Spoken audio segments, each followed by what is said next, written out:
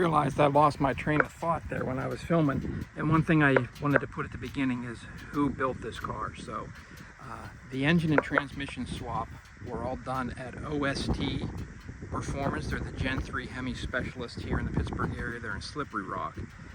That's who did the swap in the fuel system.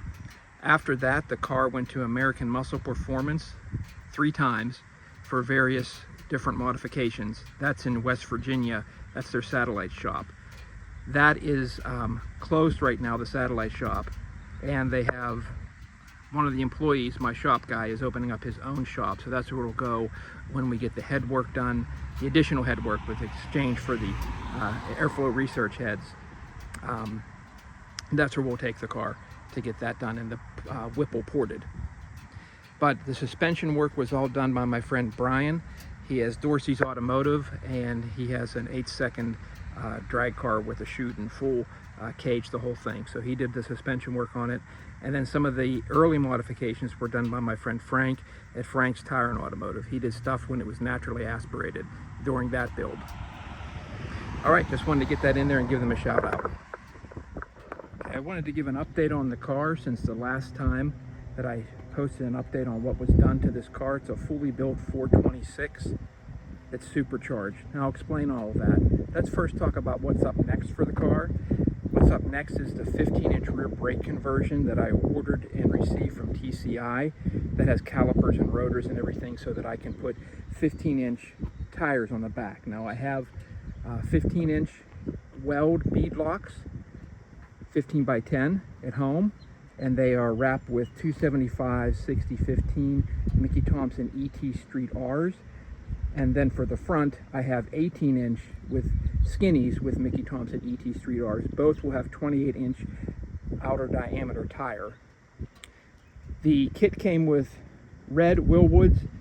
I have them sent back, and they're going to powder coat the reds to yellow, and then I'll have everything installed. Now, what I've done in the interim is I removed the old Nitto 555 R2s. They were getting a little low because these type of tires wear fast because they're only 100 tread wear, very soft tires.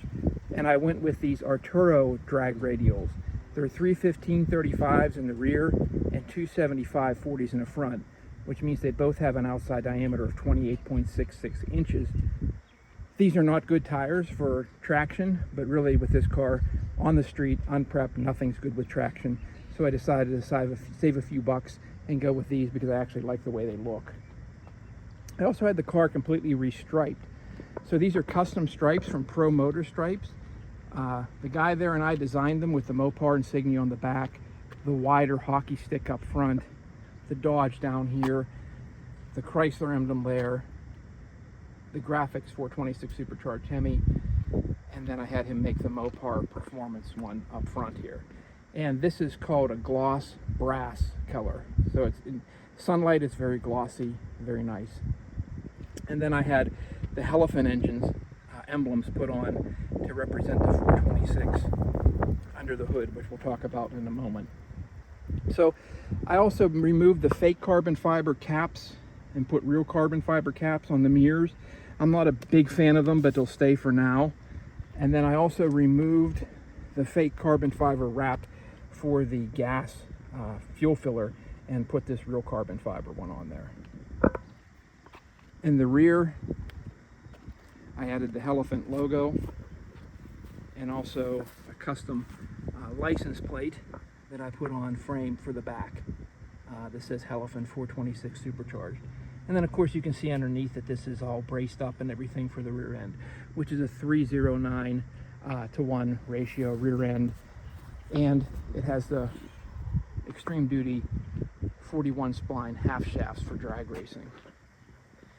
So inside the car's all done too. It has no rear seat. These cars came with one seat configuration.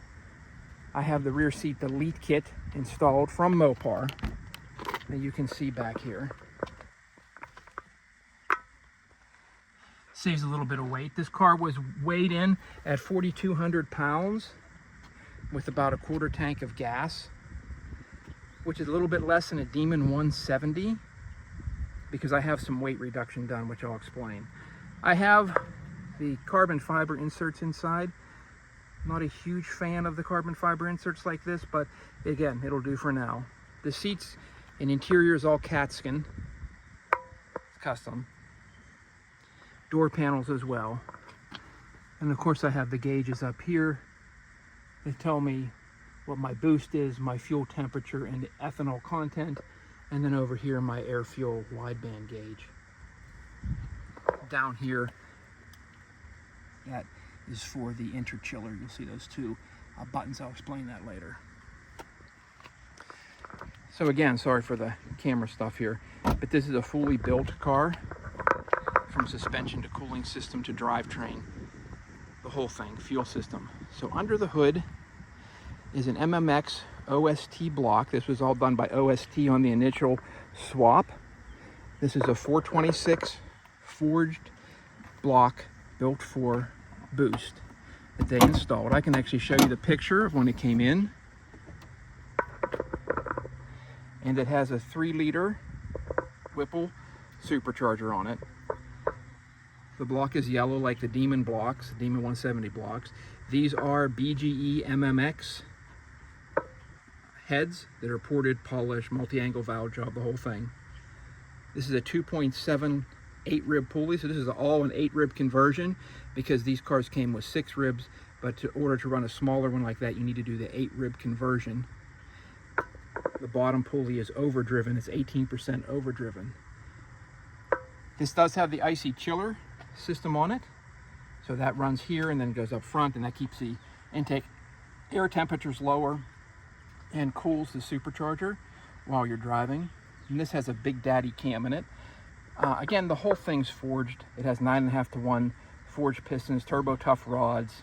The whole thing's built to last. It's built for drag racing. I have the Mighty Mouse catch can here. I have the aluminum overflow tank here by Mishimoto. It does have an aluminum radiator. That's Mishimoto as well. I even have the aluminum overflow tank for the Whipple over here. In the front, we have a lightweight front bumper as well, and rear. Those are Speed Logic lightweight. They weigh 2 pounds each. That's the rebar that goes behind. In addition to that, the suspension is done. So the full suspension in the front, upper and lower control arms, tie rod ends, trailing arms. I don't know if you can see it in here. It's probably not spindles, the whole thing, but it's all AAD. You can kind of see the spindle. It's all AAD aluminum. Try to take the other side, see if you can see it better. And the same with the rear. You have to do the rear. You can probably see the control arms. It's tough. You can see the red right there for the lower control arms, upper control arms, trailer arms. You have to do the rear links for this car when you're going 15-inch or 17-inch conversion.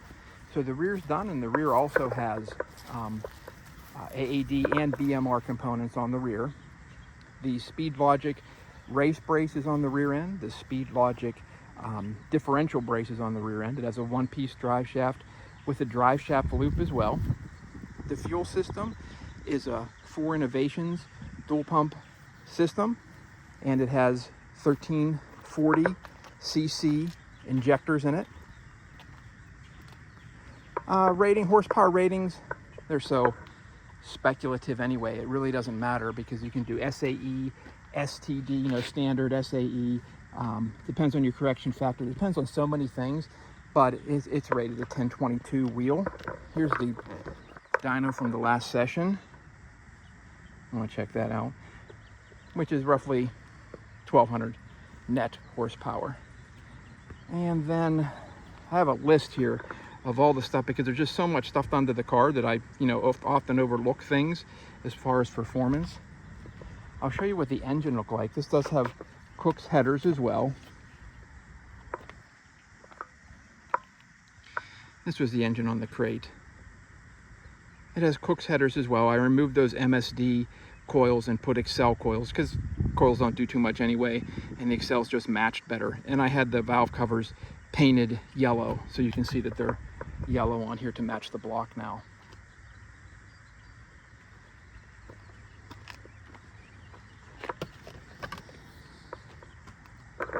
So that's what's done to the car.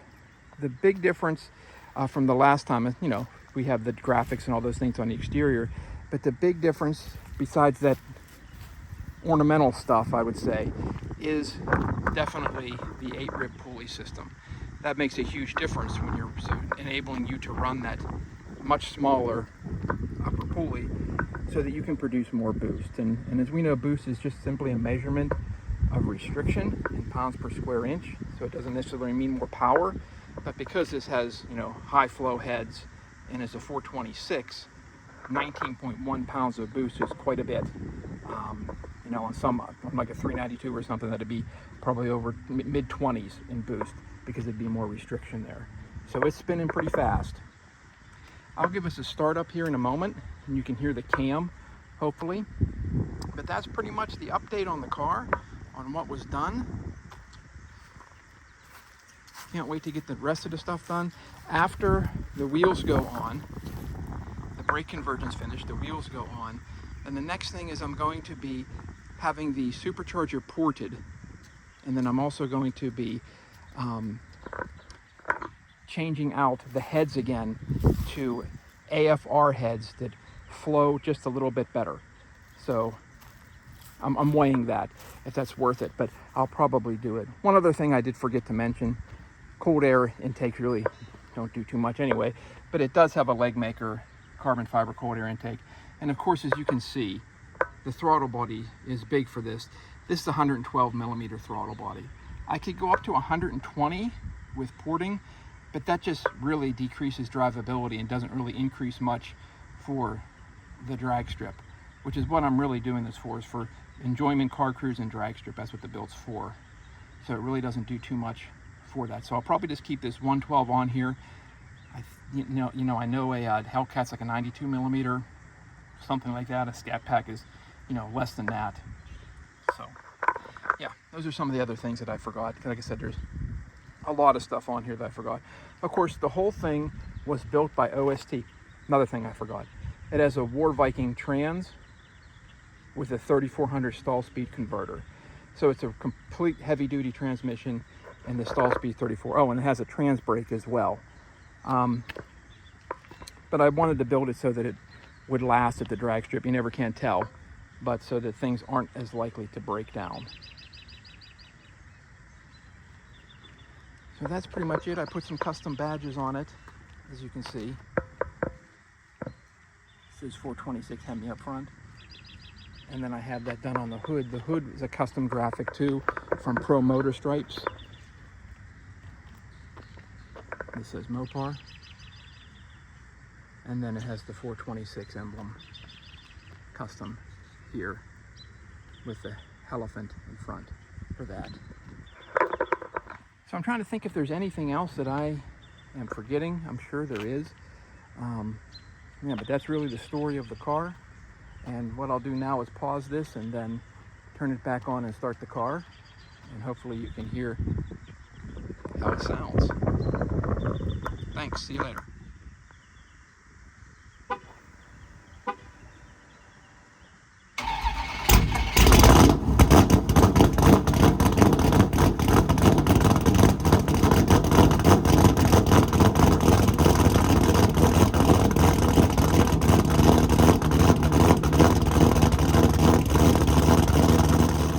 While we're at it, these are the front skinnies that I was talking about later on in the vid. These are the Weld Racing 18 by 4 or 5, I forget what it is. And then these are the Mickey Thompson ET Street R front skinny radials. This will give a 28-inch outer diameter, which will match the rears, which I'll show you here in a minute. And as far as the rear bead locks, here are my rear bead locks that will be going on. These are 15 by 10 bead locks with ET Street R tires, 275, 60, 15. You'll see me mention those later on in the video. This is the battery that I run at the racetrack. It's a LiPo battery. It weighs 8 pounds, so it saves about 40 some pounds over a factory battery. It's by Daryl Cox Racing.